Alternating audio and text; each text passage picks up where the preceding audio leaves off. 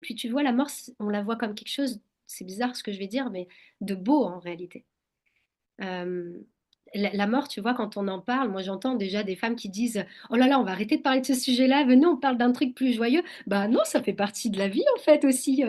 C'est comme ça, c'est un événement, on est tous touchés par ça et personne n'est épargné, donc bah non, faut en parler. Le lavage mortuaire, je le vois comme une négafa, tu sais, les négafas qui préparent les mariés le jour de leur mariage, elles les habillent de différentes robes, les parures, etc.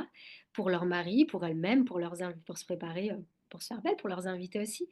Bah, en fait, la mort, laver une défunte, c'est comme la préparer en quelque sorte à rencontrer son créateur, à rencontrer Allah subhanahu wa ta'ala, et de pouvoir lui permettre d'être une dernière fois purifiée, faire ses ablutions une dernière fois, être vêtue d'un linceul, avoir son hijab, et si elle ne le portait pas, au moins qu'elle l'ait au moment de sa mort. Tu vois, c'est vraiment beau. J'ai trouvé ça magnifique, ces paroles-là. Salam alaikum, salut et bienvenue dans ce nouvel épisode du podcast Cœur fil Allah, le podcast pour prendre soin, Inch'Allah, de ta foi et de ta santé, ces deux trésors liés.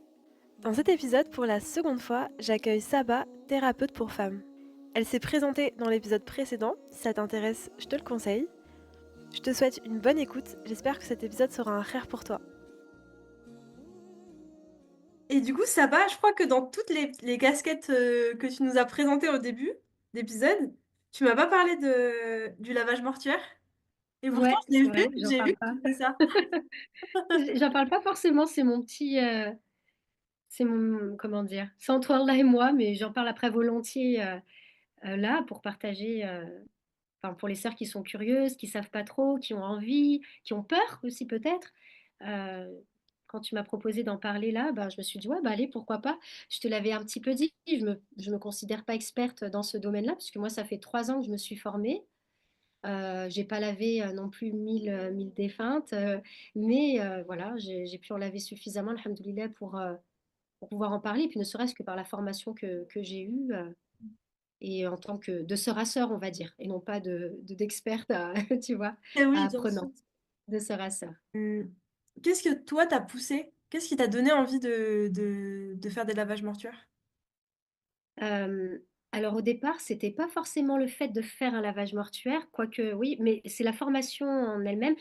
Là où j'habite, il y a des sœurs qui proposent cette formation et qui sont très bien réputées. Elles sont Et- connues dans leur domaine, expertes dans leur domaine, et donc j'avais cette envie-là d'aller me former auprès d'elles déjà. Je dirais qu'il y a eu deux raisons principales qui m'ont motivée à me former. La première, ben, c'est le fait que ça reste une obligation de...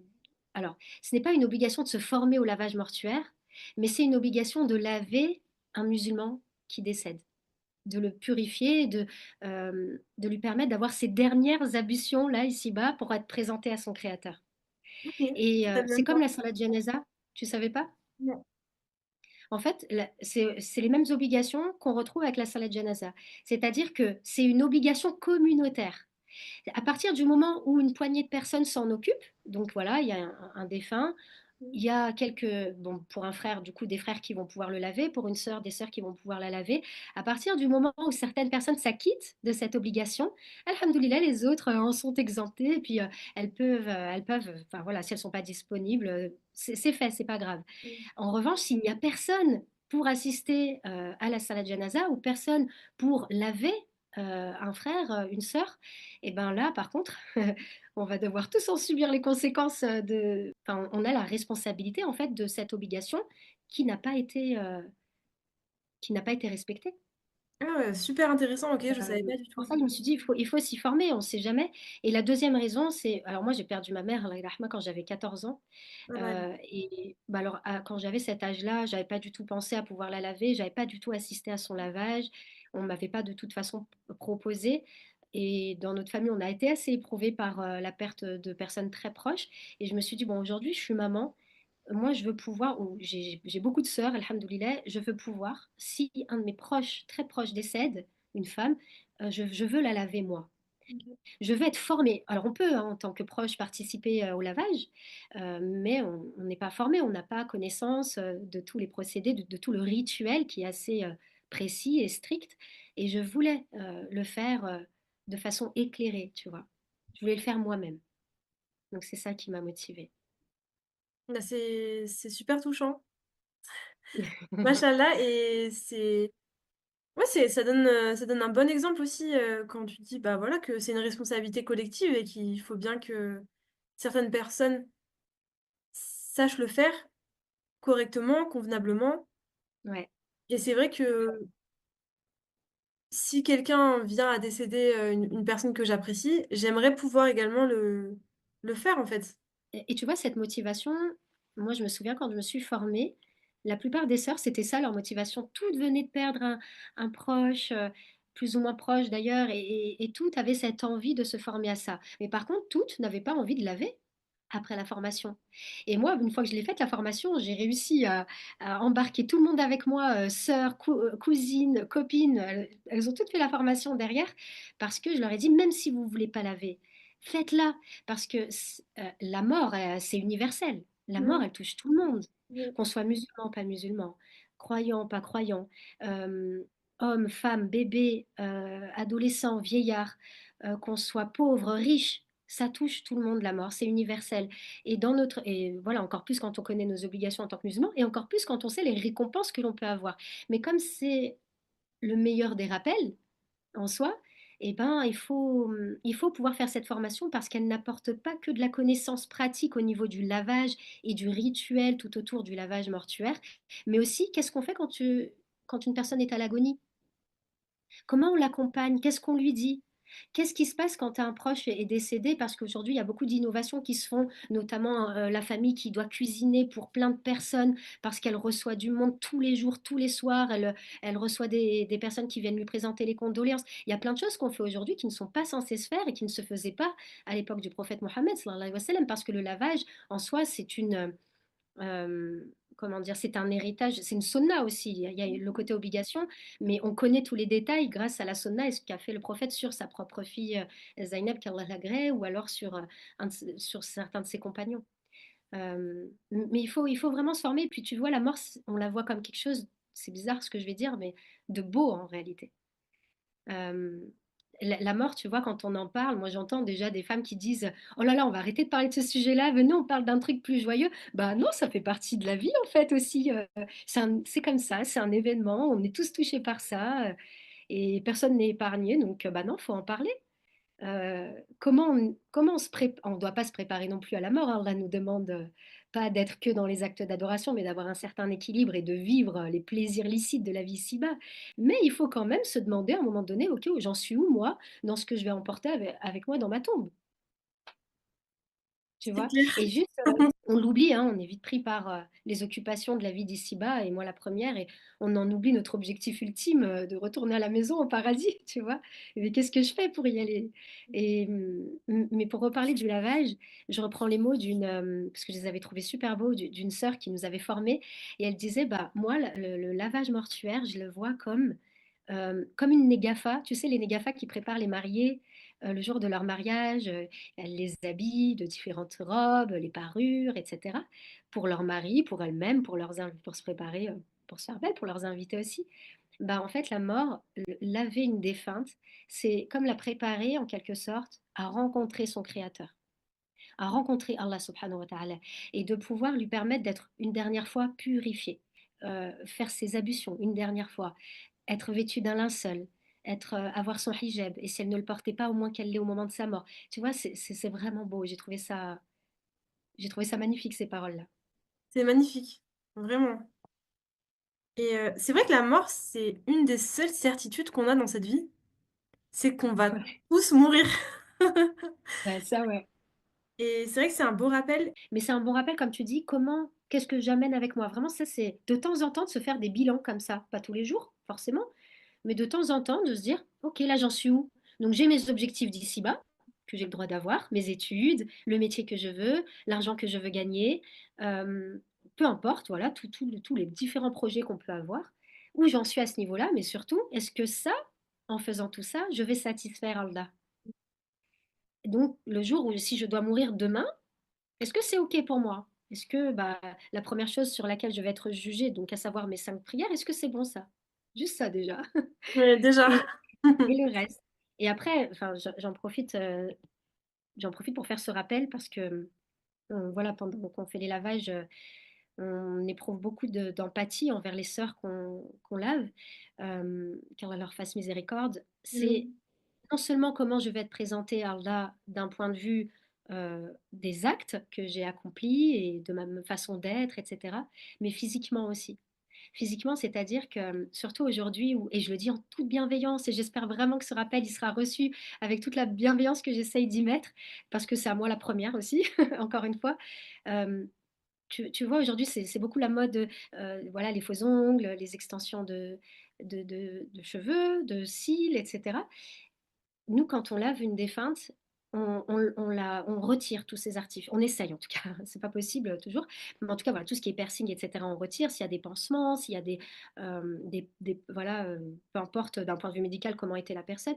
Mais aussi, alors le vernis, c'est plutôt simple à retirer parce qu'il suffit d'un dissolvant, mais pas tant que ça prend énormément de temps parce que sur le corps d'une défunte, bah, elle a passé parfois plusieurs heures, voire plusieurs jours dans une chambre froide. C'est assez difficile à retirer. Si on est deux, ça va être compliqué parce qu'on a un délai imparti pour le lavage. Si on est plus, on va pouvoir se mettre chacune dans une main, un pied, etc. Que dire s'il y a du vernis semi-permanent? Que dire s'il y a des faux ongles qu'on ne pourra pas retirer? Et on ne sait pas, Allahu A'lam, si les ablutions pourront passer. Donc nous, on essaye de retirer tout ça avant les ablutions. Mais au-delà même des ablutions, comment je veux être présentée à mon Créateur? Tout ce qu'on trouve joli ici, je le comprends, tu vois. Moi aussi, je suis plutôt coquette, j'aime bien de temps en temps me maquiller, tout ça.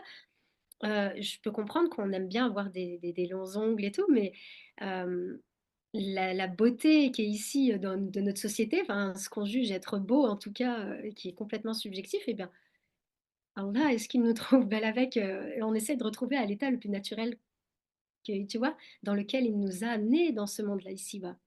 Donc voilà, c'est un petit rappel aussi que je pense être important.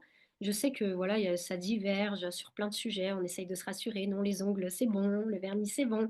Mais en tout cas, le moment où tu vas être lavé, le moment où on va pouvoir te faire tes dernières ablutions et le moment où tu vas te présenter à Allah subhanahu wa ta'ala, comment tu veux être. Ouais, c'est un très beau rappel, merci beaucoup. Et Et en je le fais plus, pour moi la première, encore une fois. mm, et en plus, ça fait réfléchir parce qu'on se dit, le moment où on va mourir, on va être présenté à Allah, mais en fait, on sera aussi présenté à des sœurs. Ouais. Alors, je tiens à rassurer parce que moi, quand on lave avec, même pendant la formation, ça on l'a appris, et pendant les lavages avec d'autres sœurs, vraiment, il y a zéro jugement qui est porté sur ce qu'on voit, et de toute façon, on ne dévoile pas ce que l'on voit. Ça, c'est, voilà, sinon ça sert à rien de faire cet acte, ce bel acte. On y perd les récompenses qu'on pourrait récolter, c'est dommage. Et surtout, on garde quand même la aura de la femme. Moi, je n'ai jamais vu dans mes lavages les parties intimes d'une femme, sa poitrine ou quoi que ce soit, ou son ventre, hein. D'accord, On met une serviette sur le corps de la femme, donc qui va là, tu vois, jusqu'au cou quasiment, jusqu'au mollet, et à aucun moment on enlève cette serviette. d'accord, Il y a plein de techniques qui sont très précises pour faire en sorte que quand on retourne un petit peu le corps, quand on enlève les serviettes, qu'on sèche le corps, qu'on met le linceul par-dessus, eh ben on fait en sorte que rien ne soit dévoilé. Il n'y a qu'une seule personne qui lave les parties intimes et elle ne dévoile rien. Il y a une poubelle qui est là, elle regarde vite fait pour voir peut-être si c'est propre ou quoi, pour refaire ou pas refaire, mais sinon, personne ne voit. Et donc voilà, le corps de la femme est préservé, ou le corps d'un frère aussi d'ailleurs, mais bon, moi je parle dans ce que je connais, ce que je fais. Euh, il est préservé et le lavage est fait avec douceur. On sait que la défunte, elle peut ressentir les choses. Et il y a un hadith qui dit aussi que si on casse un os d'une défunte, eh bien c'est comme si on cassait de son vivant. On fait vraiment en sorte d'être très douce, que la main, elle soit posée sur la table, tu vois. Et parfois même, moi, ça m'arrive de faire un bisou sur le front des défuntes, de leur faire des invocations, de les rassurer, de leur caresser les cheveux. Tu vois, pendant la formation, on s'entraîne sur nous-mêmes. Et c'était hyper intéressant de s'allonger sur la table, de fermer les yeux, d'être en condition presque réelle et de vivre ce moment-là. Ce moment où on a besoin d'être rassuré parce que ça fait peur déjà. Tu sais, tu te dis, ah, qu'est-ce que. Voilà, ça peut faire peur. Donc, voilà, franchement, c'est ce que je trouve super beau dans notre religion. C'est cette étape-là, et jusqu'à la fin hein, d'ailleurs, où tout est fait avec respect envers la personne qui n'est plus là, ça Allahu a'lam, si l'âme, elle est encore dans le corps à ce moment-là. Mais Oui, en c'est tout vrai, t'as cas, raison. avec beaucoup de respect. Et voilà, donc on préserve l'intimité. Donc on ne voit pas, on retire, oui, ce qui est à retirer, mais voilà, tout reste, on parle très peu, on parle pas entre nous. Ok. Les peu de paroles qu'on va dire, c'est juste, tu peux te mettre là, s'il te plaît? Tiens, tu vois, c'est des trucs comme ça. Ou des doigts et des doigts pour la défunte parce qu'elle ne peut plus le faire pour elle-même, pour soi-même, on invoque pour sa famille, pour les musulmans. Enfin, c'est vraiment un beau moment, suspendu dans le temps, vraiment. Machallah, ça a l'air incroyable. Et pendant la formation, quand tu t'es allongée sur cette table et que vous avez fait comme si c'était un lavage mortier, ça a dû te faire un bon rappel aussi, non? Ça doit Ouais, être. ouais.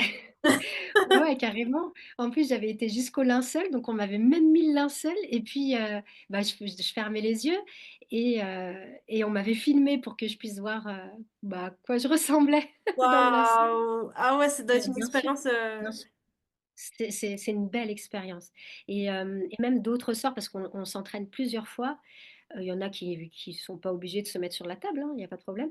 Mais même d'autres sœurs où ce qui était beau pendant cette formation, c'est que certaines sœurs qui ne portaient pas le hijab l'ont porté à ce moment-là ou après la formation. Et qu'Allah leur facilite. Mais c'est comme quoi, c'est le meilleur des rappels. Oui, oui, c'est clair. J'avais lu que, en fait, je crois que c'était un post, une sœur qui disait justement, si tu meurs, enfin, comporte-toi dans ta vie en gardant à l'idée que tu peux mourir aujourd'hui et du coup, comment tu veux être le jour de ta mort? Est-ce que tu veux être voilé? Est-ce que tu veux être comme ci, comme ça? Et c'est vrai que ça m'avait questionné. Ça m'avait questionné sur Hmm. mon port du voile que je portais pas encore à cette époque-là. Ouais, bah, alhamdoulilah, si ça a pu participer à ta décision. Et tu vois, alors celle qui nous forme, c'est une grande dame, qu'Allah la récompense vraiment pour tout ce qu'elle fait. Ça fait des années, bon, elle a un certain âge maintenant, ça fait des années, elle a lavé je ne sais pas combien de sœurs. Et elle, quand elle nous... J'aime beaucoup ce rappel qu'elle fait, tu vois, au moment où on met le linceul, on met un voile, on met un hijab à la défunte. Et au moment où elle le met, à chaque fois, elle dit, vous voyez mes sœurs, que vous le portiez ou pas de votre vivant, on va vous le mettre. Mais c'est encore mieux si vous faites ce choix-là de votre plein gré, de votre vivant. Vous aurez ces récompenses-là. Mais si on vous le met pour être présenteur, là, ça vous envoie quand même le message de l'état dans lequel physiquement on doit se présenter à Allah. Bah, pendant notre prière, on se couvre parce qu'il y a cette pudeur à avoir, ce respect envers notre Créateur. Donc, voilà, en dehors de ce que nous permet le hijab et avec toute la difficulté qu'on peut vivre aujourd'hui en le portant, notamment en France. Mais Allah, il voit nos luttes, il voit nos combats, il voit nos efforts, il voit tout ça. Et on est récompensé en plus pour tout ça. Donc, je comprends celles qui doutent. Moi aussi, comme toi, ça fait pas si longtemps que ça que je le porte, alhamdoulilah. Ça te va très bien en tout cas, machallah. Barakallah fik, je te renvoie le compliment, Sophia. Merci. Allah qui Excellent. guide et qui nous ouvre les yeux sur tout ça. Et vraiment, bravo. Moi, je suis hyper admirative de toutes les sœurs et les frères aussi reconvertis. Je suis admirative. Tu vois, des personnes qui n'ont pas grandi dans ce milieu-là et qui parfois même pratiquent beaucoup mieux que un frère ou une sœur qui grandit pourtant dans l'islam. Mais on reçoit malheureusement pas toujours la meilleure éducation religieuse. Vraiment, alhamdoulilah, je suis admirative du choix de la personne, mais surtout de ce que peut faire Allah en Mm. guidant certaines personnes sur cette voie-là alors qu'elles n'ont pas grandi dans cet environnement. C'est vraiment beau. Ça aussi, c'est un rappel pour moi. C'est vraiment Allah qui fait. C'est Allah qui chamboule les cœurs, Sûr, qui bien retourne les sûr. cœurs. Quand tu es face à l'évidence, tu peux pas nier ce que tu Tu vois, ce peux que pas tu faire ressens. marche C'est arrière. vraiment dur. Bien sûr, bien sûr. Et pour tout, d'ailleurs, même rien à voir, mais la thérapie et tout ça. D'abord, on demande à Allah de nous guérir, on demande à Allah de nous apaiser, on demande à Allah de nous faciliter. Et ensuite, on fait les causes. Et la thérapie, la santé mentale, la santé physique aussi, ce sont des causes, des actions que l'on peut faire. Mais on demande à Allah et c'est Allah qui va y mettre son décret final. Donc, tout se fait par sa volonté, évidemment. Mais on fait les causes aussi de notre côté. On Mm. reste pas comme ça à attendre. Ouais. Quelles sont les leçons que toi, tu as apprises depuis que tu fais le lavage mortuaire? Euh, c'est difficile pour moi de répondre à cette question comme ça, du tac au tac, parce qu'il y a peut-être plein de choses, même inconsciemment. Tu vois, j'arriverai pas à le verbaliser. En tout cas, cette formation pour moi, tu vois, je parle même pas du lavage en tant que tel, mais juste de la formation pour te dire. Donc juste la formation, pour moi, il y a un avant et un après, Sur ta clairement. foi?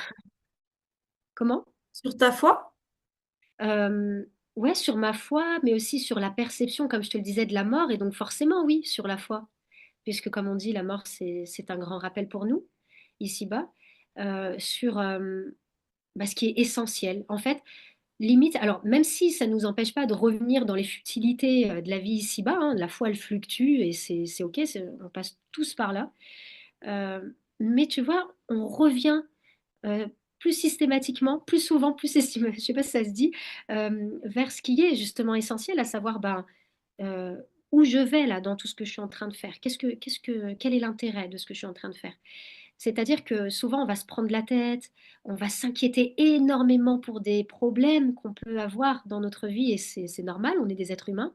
D'ailleurs, même les prophètes eux-mêmes ressentaient la peur, l'angoisse, ils se sentaient désespérés, ils ressentaient la tristesse. Ces émotions, elles sont tout à fait saines, mais pour ne pas se laisser submerger par ces émotions, qu'on a du mal souvent à réguler, on s'en remet à Allah, et aussi, bon, il faut les outils niveau thérapeutique, c'est important, mais vraiment de s'en remettre à Allah. Moi, cette formation, vraiment, elle me permet ça. Et à chaque lavage, évidemment, que bah voilà, j'ai cette sœur-là qui est là, peut-être à peu près le même âge que moi, une personne beaucoup plus âgée, et je me dis, waouh, est-ce qu'elle a pu faire tout ce qu'elle voulait faire dans sa vie? Tu sais, je me questionne, c'était quoi sa vie?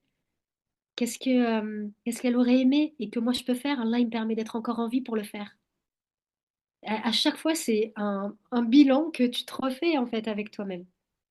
Donc, ouais, il y a un avant et un après par rapport à ça, par rapport à cette façon de penser, à revenir vers l'essentiel, par rapport, comme je te le disais, ça n'empêche pas que des fois, bah, à la fois, voilà, elle diminue comme tout le monde. On n'est pas...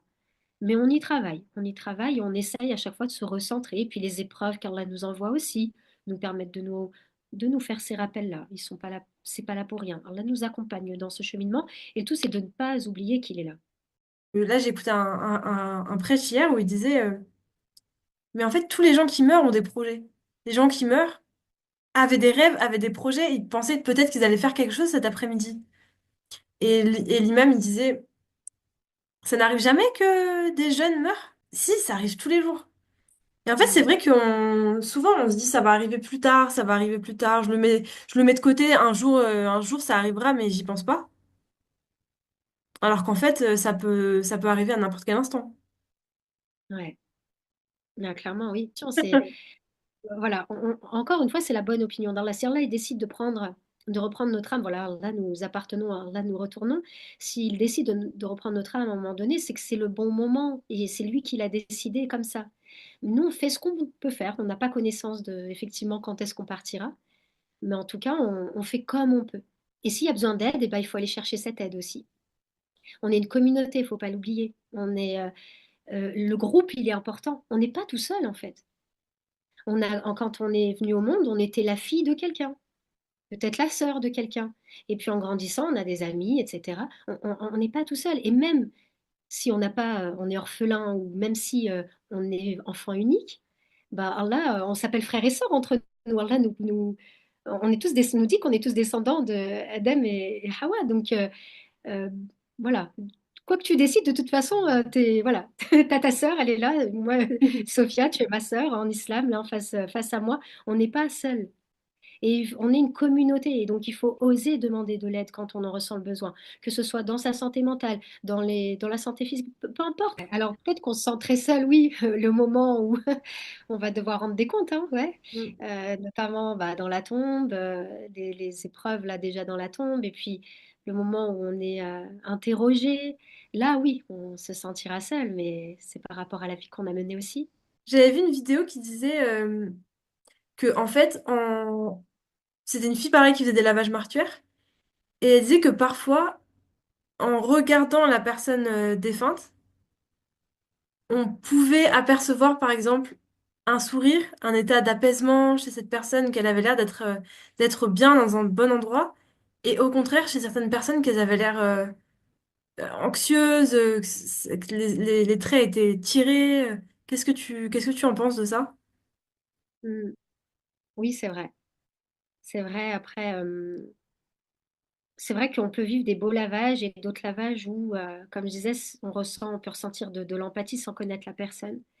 Moi, alhamdoulilah, la plupart des lavages que j'ai faits, j'en garde une très belle expérience. Ok. J'ai pas été confrontée à des choses difficiles. Par contre, pendant que j'étais formée, cette grande dame-là dont je parlais, elle nous racontait plein d'anecdotes sans forcément vouloir dévoiler hein, ce qu'elle a vu pendant les lavages, parce qu'on sait qu'on ne doit pas dévoiler, mais c'était dans l'intention de nous montrer que, bah, effectivement, comment on a été dans notre vie, peut-être qu'il y a déjà un petit jugement là qui se fait. On est peut-être jugé, Allahu alem, avant d'être enterré, tu vois. Parce que, voilà, elle nous décrivait des scènes auxquelles elle a assisté, notamment de femmes qui avaient fait de la sorcellerie dans leur vie ici-bas, comment elles étaient au niveau du visage au moment de leur mort. Et waouh, ça, c'était des histoires impressionnantes, j'ai envie de dire. Et effectivement, bah, moi, j'ai plutôt assisté à des scènes des belles scènes, et même sans forcément en tant que laveuse, juste en tant que proche d'eux, où j'ai vu des femmes de ma famille avec un beau visage, et elles avaient juste l'air endormies, alhamdoulilah. Et c'est vrai que c'est beau de voir ça, mais ça peut laisser ouais, des petits indices, mais Allah A'lam, encore une fois. Bah, franchement, merci Saba pour cet échange. Avec plaisir. C'était On aura bien passionnant. discuté. En tout cas, je te Bah, remercie j'espère en tout vraiment. cas.